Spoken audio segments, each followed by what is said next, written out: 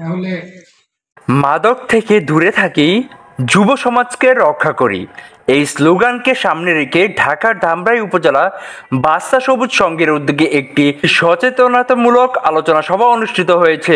মাদক মুক্ত সমাজ গঠনের প্রত্যয়ে আয়োজিত এই সভাটি এলাকাবাসীর মাঝে ব্যাপক সচেতনতা সৃষ্টি করে। অনুষ্ঠানের প্রধান অতিথি হিসেবে উপস্থিত ছিলেন কাউলিপাড়া তদন্ত কেন্দ্রের ইনচার্জ নূরে আলম। তিনি বলেন, মাদক সমাজের জন্য অভিশাপ, মাদক ব্যবসায়ীদের কোনো অবস্থাতেই ছাড় দেওয়া হবে না। যারা মাদকের সাথে জড়িত আছেন তারা এখনই সরে দাঁড়ান, না হলে এলাকা ছাড়তে হবে।